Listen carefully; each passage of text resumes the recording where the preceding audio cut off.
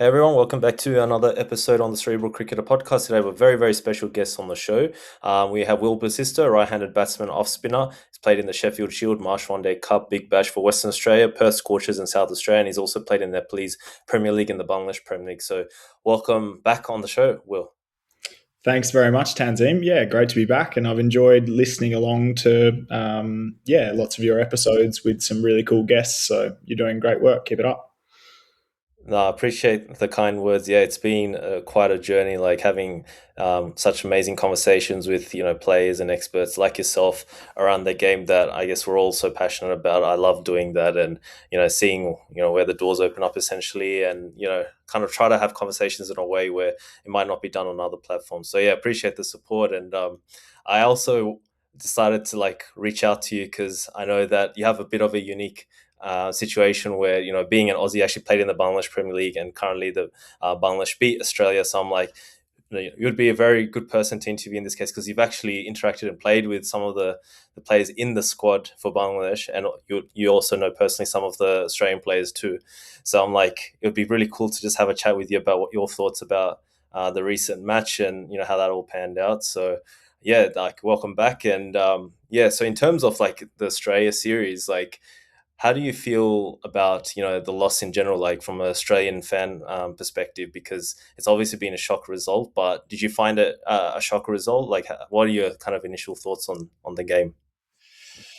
Yeah, it's an interesting one because I think Bangladesh are a lot better team than what your average, probably Australian cricket supporter is giving them credit. Uh, we played them recently in a one-day series that was close, and T20 series that was close. So, and I think just the raw amount of talent in Bangladesh, it doesn't surprise me when they have a really strong performance like that. And I think the challenge for Bangladesh moving forward will be to keep stringing the consistency of those performances together. And I think I saw a comment from Usman Khawaja recently where he just said, you know, let's be honest, Australia were just completely outplayed. Like it wasn't as if they had an off day or two. Like it was like domination for 4 days. Really, it was pretty comprehensive performance from Bangladesh, and they showed that they're not just going to be a team who has a good session here or there. They're capable of. They've got all bases covered. Their top order batting was outstanding. Their pace bowling is brilliant, and they probably missed some of their better seamers from their first choice attack. And then Miraz was outstanding with the ball. That was a serious spell of off spin bowling. I think it was late on day 3. He bowled about 10 overs straight to sort of Labuschagne and Smith, and he got Smith late in the day, which was a crucial wicket. So they just performed brilliantly. And I think from Australia's perspective, I don't know if they'll be. I don't think they'll be alarmed because they've been a dominant side for such a long period of time, and everyone has off matches, I guess, and particularly coming off the back of an extended break for some of those players, they wouldn't have had much first class cricket. Obviously, being the middle of winter in Australia, so an unusual time to be playing Test cricket in Australia. But overall, I just thought how good for cricket generally that we're able to play Test cricket in Australia in August. That I thought it was really special and a great opportunity for the Darwin locals to see their stars, close up, and the same for Mackay coming up. I'm really excited for the second Test match. Yeah, definitely. I think we're all excited to see how the second test pans out. And essentially, what's interesting is that, as you said, the match was in Darwin, which they don't play too many international cricket, especially test matches out in Darwin. And you yourself, you've been playing and playing in different competitions and played in the Sheffield Shield. Do you find that when, like, a team, for example, play in unfamiliar conditions or at a ground that they've never played at, that actually contributes in a certain way to a potential unfamiliarity, and therefore maybe bit of, I guess, the unknown might be a factor as to why maybe they didn't exercise the skills that we're normally used to seeing Australia play, like, when they're usually playing at Gabba or MCG. Does that actually play a role to some extent? I think so, and I think that's the benefit of home ground advantage, so to speak, in that you become accustomed to what conditions you might be expecting, and therefore you can prepare accordingly. And probably to some extent, both the Australian and the Bangladesh sides would have been a little bit unsure about what to expect from the conditions. It was probably a good toss to lose in the end for Bangladesh, obviously with Australia winning toss and batting, and that first session on day one looked probably the hardest time to bat out of the 4 days play. The ball was a little bit tennis ball, and it was obviously seaming around a decent amount. I think it was a really good cricket wicket, generally speaking. But yeah, Bangladesh just made use of the conditions brilliantly. Their top order batters were able to leave really well, force the Aussies to overpitch and wear them down. And I think it was just the essence of good Test match cricket. They were able to bring this gun fast bowling attack of the Aussies back into their third and fourth spells, and there seemed to be a clear plan to put spinner Nathan Lyon under pressure every time he came on to bowl. So it made him Australia's sort of key linchpin of being able to settle in from one end, as he does so well so often. He was sort of, a couple of the spells I watched, he was sort of almost getting hit out of the attack, or they looked like they were being really aggressive against Lyon to force the seamers to keep coming back. So in terms of conditions, Bangladesh played it brilliantly. There didn't seem to be a huge amount of pace in the surface. It looked really warm, and having played a few seasons in Darwin, it's pretty hot there this time of year. So the Bangladeshis would have been used to that, those sort of hot, humid conditions. Overall they were a class above. Yeah, speaking of like Nathan Lyon, I think obviously he's such a legend of the game and has been servicing Australia for such a long time. And I think in this particular situation with especially a team like Bangladesh that are used to subcontinent pitches, and especially like Taka now is a bit more pacier as opposed to what we've known it to be few years ago, where it was like very spin friendly. And so my sort of thinking is that part of Bangladesh's plan was to make Nathan Lyon hold up and essentially go a bit more aggressive or positive against him, purely for the fact that they've used to playing on rage turners, so these conditions might actually not be as difficult as what they're used to. So I guess potentially part of the game plan. And in terms of Bangladesh specifically as well, like leading into this game, everyone's talked about like how they lost to Zimbabwe by quite some margin, and essentially they lost to Cricket Australia 11 by quite some margin as well. And you as a player as well, like you would have played in different, I think you're playing in A teams and high level in high level teams against strong opposition, and sometimes you would have played practice games, all that kind of stuff. How much value should we give practice game results? Like, because obviously I'm not a player, I can assume like since there's lack of intensity or potentially it's seen as just a practice game, maybe they don't take it as seriously, and therefore those kind of results happen. So it's nothing to kind of use that as example to be like, oh, Bangladesh were likely to get hammered by Australia because of their practice game result, even though obviously it is not the best result. So I'm just curious from your perspective, like how did you, I guess, approach practice games? Is it do we give too much value to them, to practice games, as compared to real games essentially? Yeah, it's an interesting sort of concept, and something that world cricket is facing the challenge of to some extent, in that touring team, because there is such a packed schedule of cricket, whether it be franchise cricket or all the different formats juggling between T20 one day and Test cricket, the time or the window to fit practice games in becomes smaller and smaller. You see it on sort of Ashes tours, where teams are electing not to play practice games and not to have tour matches in between the Test series. And I've got to be honest, and I can only speak from experience, as a batting all rounder, I feel like I want to play as much cricket as I can. I feel like the more I get the opportunity to, call it match practice in a practice game, I feel like that's going to be as good a preparation as you can get, rather than the alternatives of whatever that may look like, be it net sessions, etc. So, you might get some fast bowlers saying the total opposite. They might prefer to rest, not put the heavy load into their legs and backs and all that sort of stuff. It's obviously a lot more physically strenuous. But I feel like from a rhythm perspective, particularly as a batsman, if you get the opportunity to face bowlers in any game scenario, I feel like taking that is a pretty good call. So, maybe Bangladesh playing those practice games and coming off a Test match against Zimbabwe recently held them in better stead than perhaps some of the Aussies who had either come from T20 cricket around the world, or some had been playing county cricket and things like that in England, but perhaps not in the last sort of 3 weeks or so. And I think for professionals at the top of their game, it's amazing how quickly the touch aspect can go out of your game, because it does become a sort of a feel based thing as an athlete. And I think the more regular touch points you get with that feel, or seeing the ball out of the bowler's hand, or getting in sync with bowlers walking back to the top of their mark, and that sort of that game like rhythm that cricket tends to follow. Without that, it can feel sort of unfamiliar. And coming back to the conditions that you mentioned, you're at new ground, new wicket. If you haven't batted in the middle for a while, I think that's just adding to the challenges and the sort of difficulties that the Aussies might have either faced or got themselves into, whichever way you look at it. I would like to think that heading to Mackay, a lot of those players will be in far better shape now for the challenging 4 days cricket that Bangladesh showed.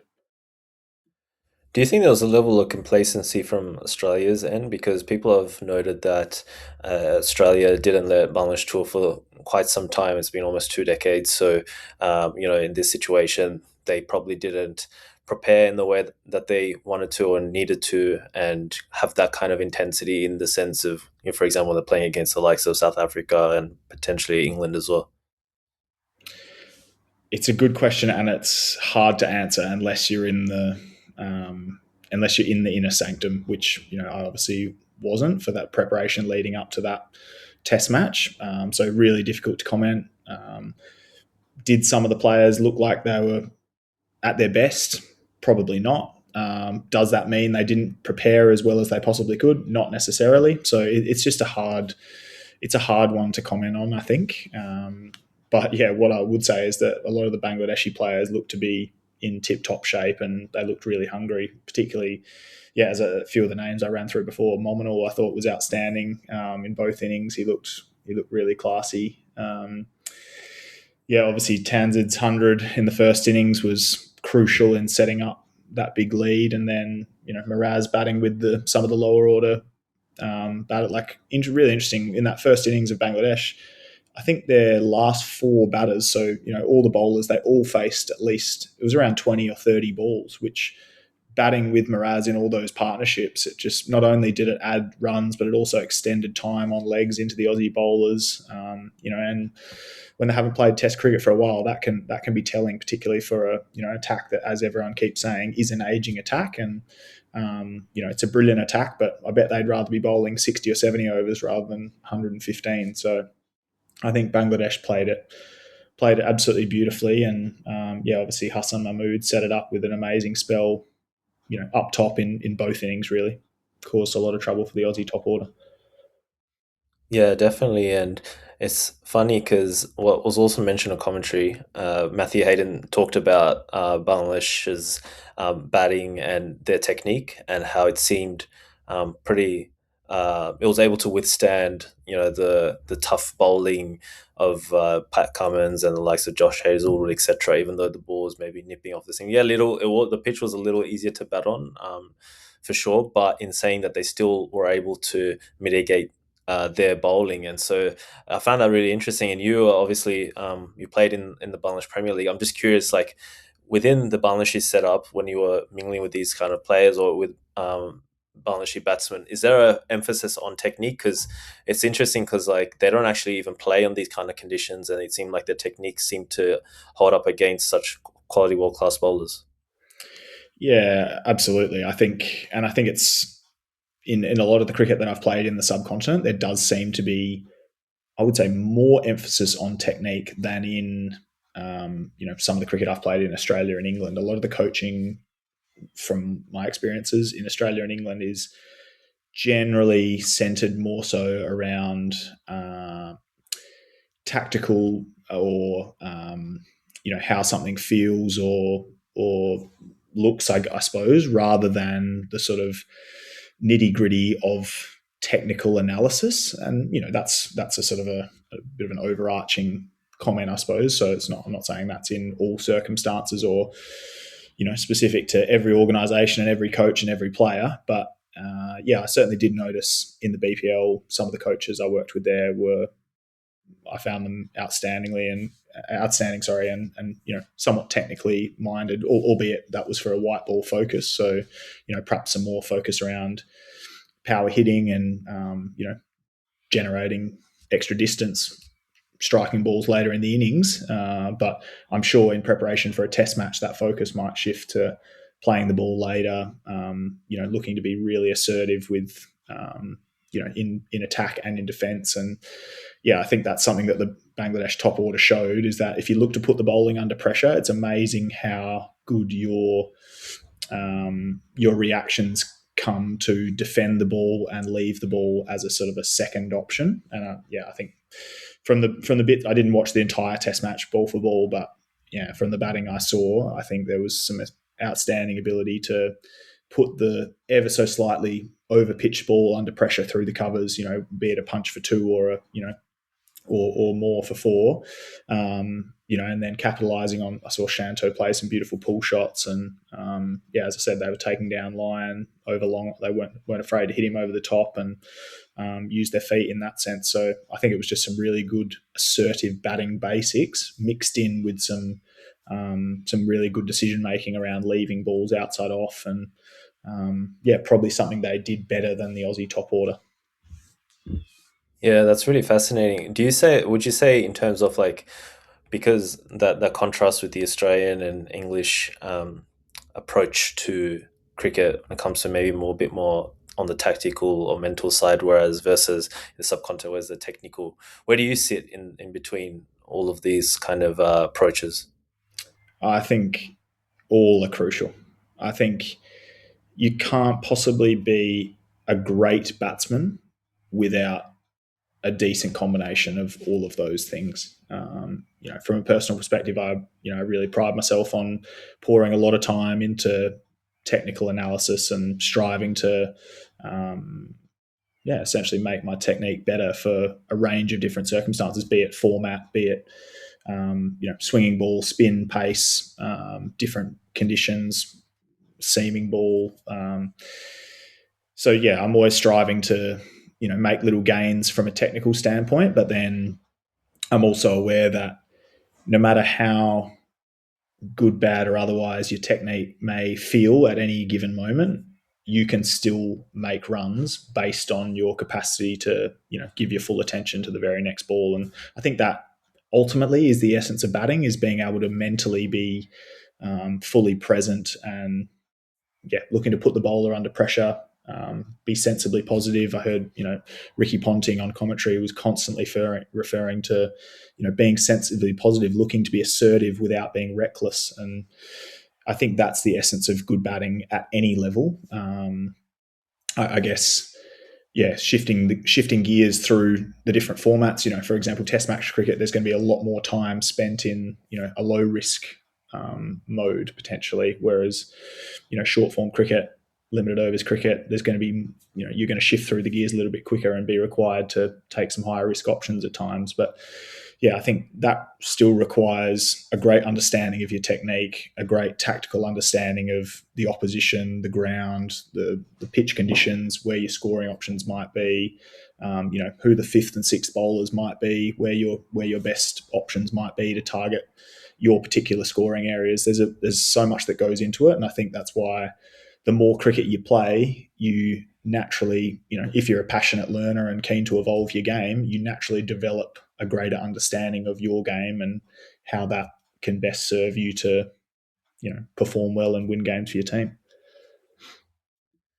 One thing the commentators made note was about the bowling speeds of the Bangladeshi bowlers versus the Australian pacers. So we know that Australia were bowling a lot quicker, probably hitting around the 140 kilometers an hour mark, and Bangladeshi bowlers were around the 132 or so kilometers an hour, touching 130.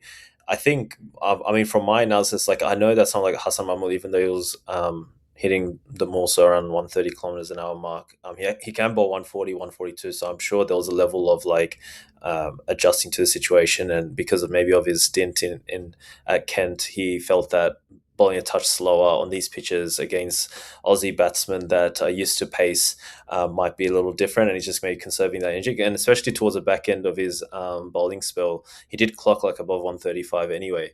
So I'm just curious because Australia would naturally, like, coming off a series, the Ashes series against England, they're facing like 140 plus type bowling. As a batsman yourself, like, how do you adjust? Because it is obviously different, right? Like when the ball's a bit slower in the air, and maybe swinging a bit more versus just pure ball speed. Yeah, and if Hassan was doing that, I think that's very clever because there's no doubt on slower wickets, and this looked to be, without having batted on it, it looked to be a touch on the slower side. And I feel like often on those sorts of wickets, the more pace on the ball, the nicer it is as a batter because the ball can tend to sort of almost like skid through, or skim through the nip. So if you get a bit too quick on those sorts of surfaces, sometimes that's what you want as a batter is more pace on the ball to be able to maneuver it square of the wicket. And particularly if there's sideways movement, it can be difficult to drive hard down the ground. So if you're not being given much pace on the ball and you're bowling as accurately as Hasan Mahmud was, that can be a real handful as a batter because you're not getting the pace on the ball to score square of the wicket. So your scoring options dry up and his accuracy makes it difficult to score in those sorts of areas. And then, the challenges hitting down the ground. There weren't too many batters who scored freely, in the V as such. So, yeah, if he was looking to do that, I think that's really clever and good summing up of conditions. It can be a difficult thing to do, for guys like Hazelwood, Stark, and Cummins. I mean, they naturally, and they're big bodies, they're powerful, strong, fit guys, right? Like, so, they're probably so conditioned for their ball speeds to be up over that 140 mark, and 9 times out of 10, if not 10 times out of 10, that's going to be as challenging, if not more challenging than ball speeds around the 130 mark. So I don't think they'd be sort of looking to change or sort of evolve in that sense as such. But yeah, I think Hassan, and it's something I've heard. I don't know if Stain said this specifically, but I've heard people speak about Dale Steyn and his ability. He was a guy who could obviously hit the high 140 mark, but often his new ball spells, when he had the brand new ball, he would be slower than that. He'd be sort of around the 135 mark and getting the ball to swing because, if the ball's a little bit slower, it's probably got more time to swing through the air. And then as he felt like the wicket either flattened out or maybe it was time to go to reverse swing, the higher ball speeds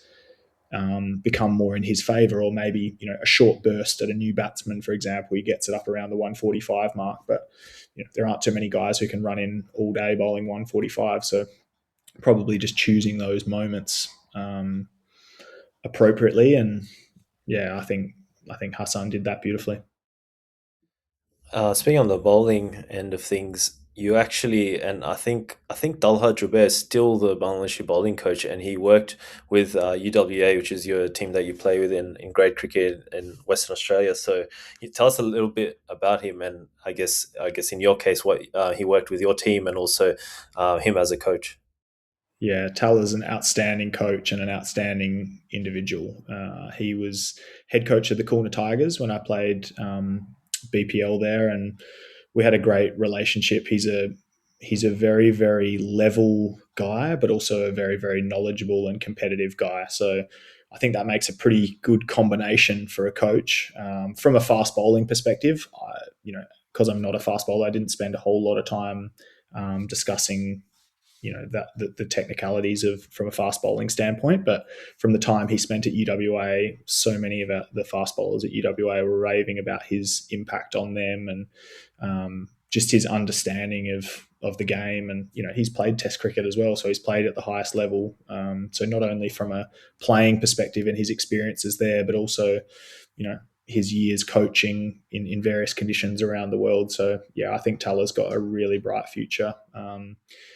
Yeah, not only with Bangladesh cricket, but I'm sure in franchise cricket around the world, he'll be hugely in demand because he's a wonderful man, and great at getting the best out of people. And as a guy who's grown up in Bangladesh, in that culture all his life, for his ability to relate to someone like me who's come over there to play from a completely different culture, completely different background, and for him to resonate with me so well, I was really, really grateful for that. And I think that's a huge feather in his cap to be able to resonate with players and make players feel um, a part of the culture and a part of the organisation at such quick notice, I guess. So yeah, couldn't speak more highly of Talha, and really pleased that the quicks were outstanding under his guidance, and I'm sure he's got a lot to thank for that.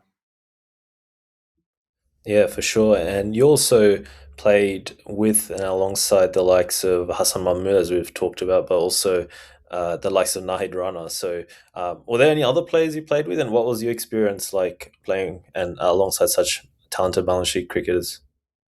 Yeah, it's amazing to play, with and against some really, really talented guys. Obviously, Mustafiza Rahman was in that tournament, and yeah, one of the better death bowlers I've faced. I'd say his skills, his well publicised skills with his back of the hand slower balls, and yeah, his deception is pretty clever.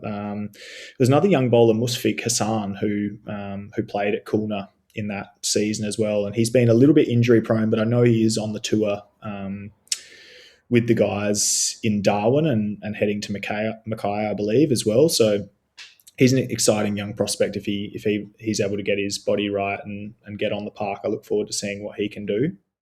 Um, but yeah, there's a stack of good fast bowlers in Bangladesh, and whether that translates from some good coaching from the likes of Talha Jubair, as you mentioned earlier, the Dhaka conditions being slightly more favourable to a bit of pace and seam movement.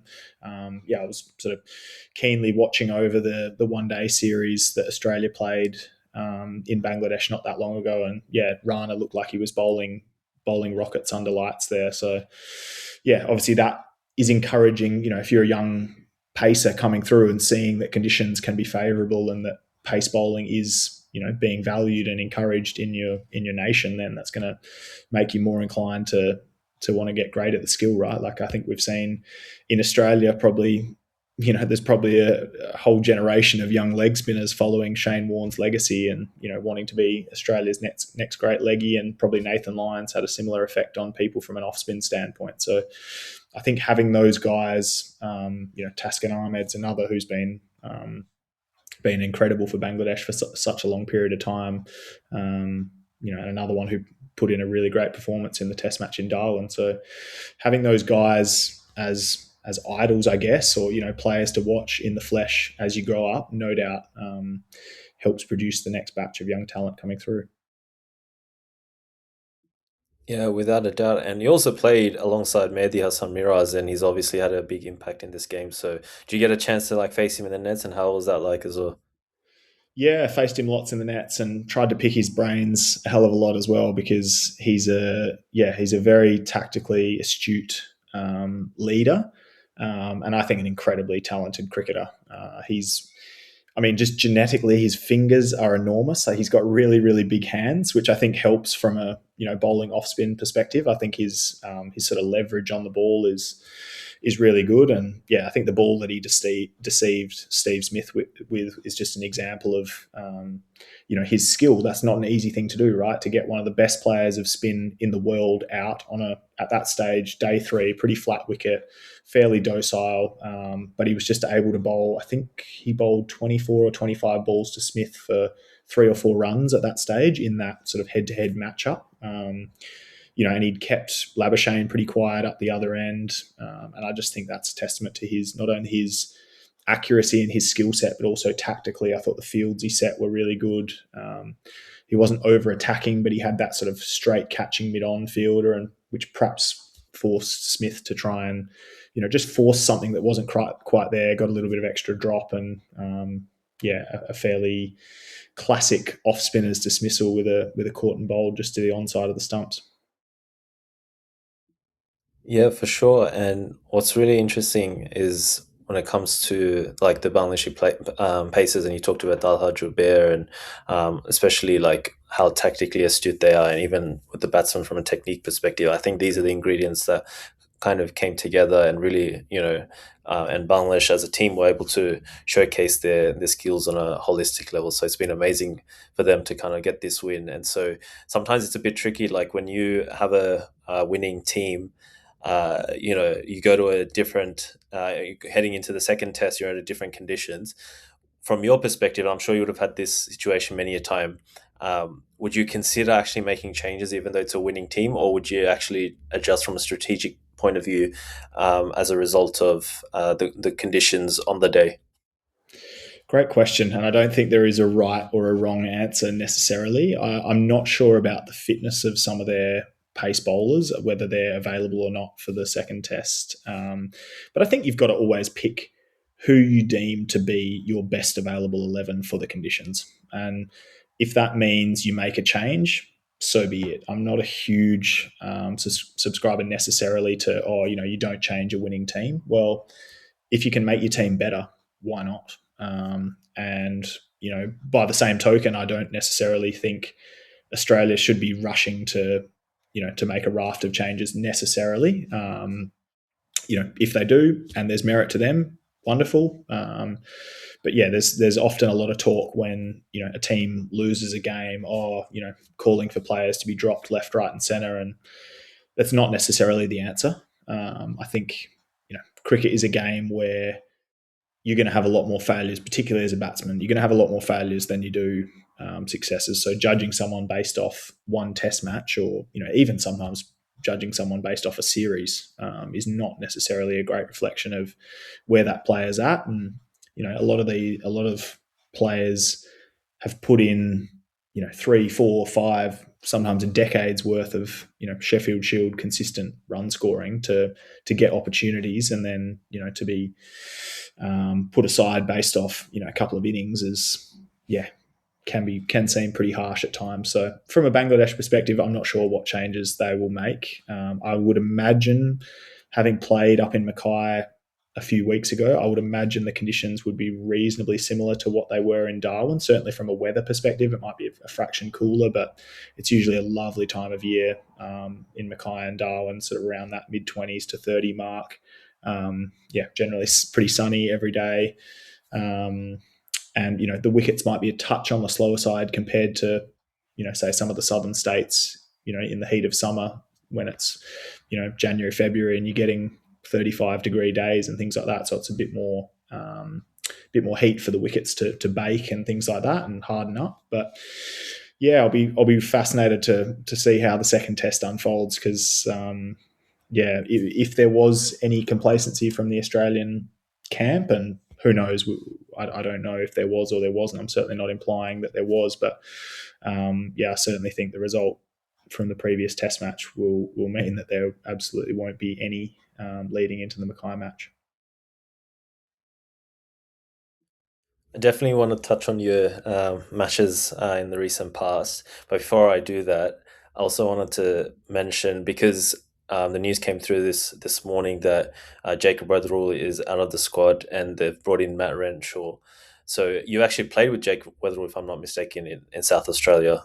Correct me if I'm wrong. So essentially, it's quite a, I guess I can, like, people are talking about his form and all that, but I don't want to talk about that, because I think we all knew in the second in the fourth innings, when, oh sorry, third innings, when Australia were batting, there was the likes of Cameron Green, Marnus, and Jake Weatherall under pressure to score, because they're literally playing for their careers, right? And for me, just watching that, all I could feel is like the sympathy, in the sense of like the pressure they had to go through, and mentally what they had to kind of go through in that situation when it comes to playing for your career. So I'd like to also just get your thoughts as a player. That I'm sure that at some point, in some team you would have played in, you would have thought that this is the game I have to score to get to continue getting an opportunity. So how would you deal with that? How would you think someone like Jake Weatherall would have dealt with, was going through, what was going through in his mind at that point in time? And yeah, what sort of advice do you have to players? Because I think all players at some point in time play in that situation. So what's your advice? Yeah, and Jake summed it up brilliantly. I think when he was interviewed before the Test match, he was asked, "Oh, are you under pressure for your spot?" and questions like that, and he just said, "Look, I'm a top order batter. My job is to make runs. If I'm not making runs, then of course my spot comes in question." So knowing Jake, I'm sure he would be the first to acknowledge that he hasn't made the runs that he knows he's capable of making. And I desperately hope for his sake that he gets further opportunities in Australian colours, and I'm sure he will, because he's put on such a mountain of runs in Sheffield Shield cricket recently that I don't think that can be ignored, and I've no doubt that he'll go back and continue to pile on runs. And when that opportunity pops up again, I'm sure he'll be better prepared again to grab it with both hands. But yeah, as a professional cricketer and as a sports person, everyone is going to be faced with that sort of feeling like you're playing for your spot or playing for your career, and it's something that as a younger player I certainly didn't cope with anywhere near as well as I'd like to think I would nowadays, because I probably have learnt to put a bit of a different lens on those sorts of circumstances. I probably look at it now as that's an opportunity. It's an opportunity to perform, and it's an opportunity to showcase your skills. And ultimately, as a sports person, you're an entertainer. So, and I think, I loved Jake was interviewed, I think it was the night of day 2 or something like that, by Adam Gilchrist. And, and he just sort of said, Gilly said, you missed out a bit in the first innings. Is anything you look to do differently based off, watching the Bangladesh batsmen ply their trade? And Jake said, yeah, I think they've, the Bangladesh batters have played really well, but ultimately I'm going to be looking to play my game. I'm going to look to put the bowling under pressure, play aggressively, and, put on a show for the fans. And that is Jake to a T. I think he's a very confident guy. He knows his skill set. He's an incredibly talented player. He's as clean a ball striker as there is going around. And it's just a real shame from both a friendship point of view, but also for, as a cricket lover. I know that the cricket world hasn't seen the best of Jake Weatherald on the big stage yet, and yeah, I feel really confident that that he'll be able to display those skills and perhaps use his I guess use his learnings from from the last 6 months or so to come back bigger and better, and play with that sort of that joy and freedom that brings out the best in him. And so that would be, to answer the question, I think my advice would be to view that pressure as such, in inverted commas, as an opportunity. You've got an opposition hungry to get you out to finish your career, but you've got the opportunity to showcase all the hard work that you've put in. You've got the opportunity to showcase how talented you are, and what better way and what sweeter way to do it than when you're under the pump. Yeah, definitely. And talking about showcasing one's skills, like I definitely have to talk about your recent performances, because I've been following it, especially on social media, and watching. I watched the Century final that you played in Mackay and also in Brisbane, which has been incredible. So I don't think too many people in the cricket sphere can say that they've won 4 tournaments in a row as captain, like back to back to back. So you played in the Japan Premier League, the Nordic Smash in Sweden, the Century League in Mackay, and also there's another one in Brisbane. And you're man of the match in all 4 tournaments. Man of the tournament, sorry, in all 4 tournaments, and also man of the match in 3 out of the 4 tournaments. So that's quite incredible. And some of them were under pressure, chasing, because I watched it live. It was pretty incredible how you went about your business and showcased those skills in such pressure situations. So yeah, like maybe before I get into the specifics around dealing with pressure and how you scored those runs and what you feel like you're doing right at this point in time to help you score bulk runs, what's been your experience playing in different countries in different leagues against different opposition? Yeah, traveling the world playing cricket is the greatest thing, in my opinion. I absolutely love doing it. I've met so many amazing people. You meet new coaches, you meet new teammates, you learn from different people the way they go about it. You pick up different ideas. So I think the learning side of it, and just being curious and having an open mind to how people do things in different cultures and different cricket teams, has been a really satisfying thing to me. And as you say, being really fortunate to have had a lot of success over the winter and the last 3 or 4 months in particular. But it's been an amazing journey for me. Of late, and I'm striving to. I certainly work incredibly hard. And you mentioned sort of making a fair amount of runs, and that certainly doesn't come without a hell of a lot of hard work and good basics in the background. So yeah, I'll keep sort of priding myself on doing those basics really well and keeping good habits, and just trusting that leads to good outcomes wherever I go and play at any level. So the travel and the cricket in different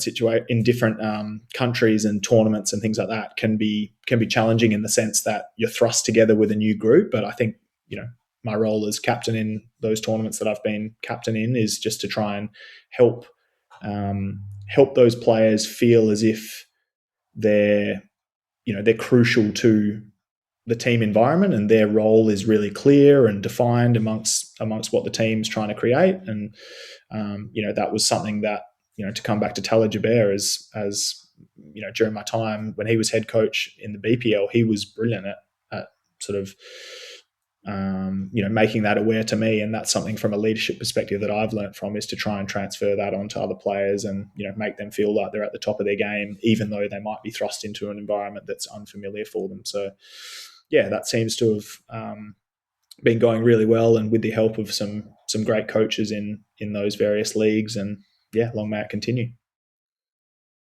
Yeah, definitely. And, in some of the finals as well, you were chasing under pressure in a final.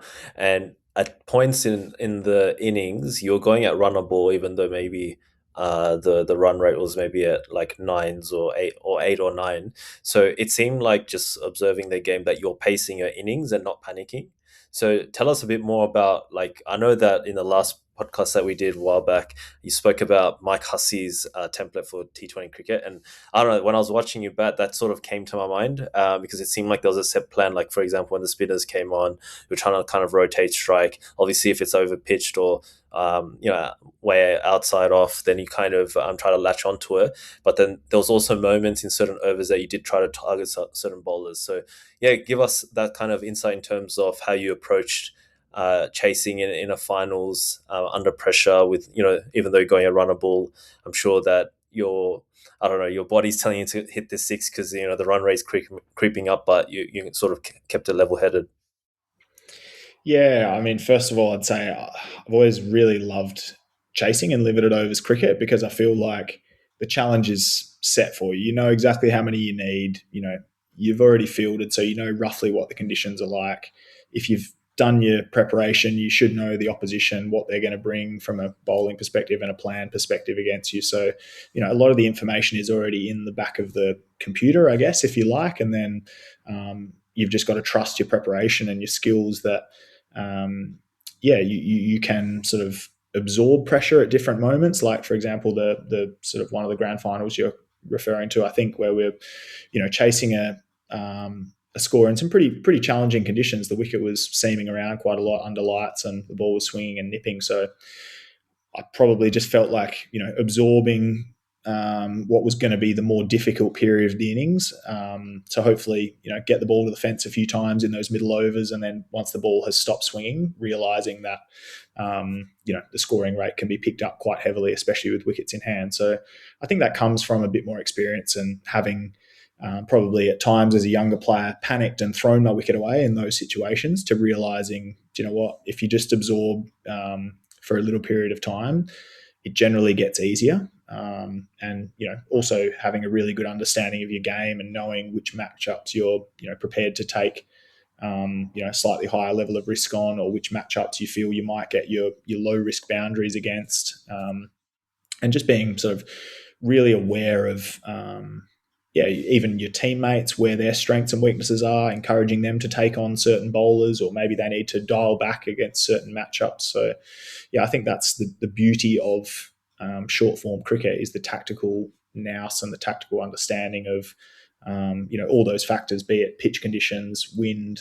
ground, outfield, the opposition bowlers, what they're going to come at you with, then an understanding of your own teammates, your own game, what a good score might be, how many you feel like you can get off the last 5 or 6 overs. So sort of having a whole lot of information in the back of your mind, and then when the bowler's at the top of your mark, that's all to the side, and you're just dialed into really clear focus on just the ball, and controlling that one contest as best you possibly can, because that's, if you win that contest, and that might be a dot ball, it might be a single, it might be a 4 or a 6 or whatever it may be, as long as you're winning that contest and you just keep winning contests for a longer period of time than the opposition, generally results go your way.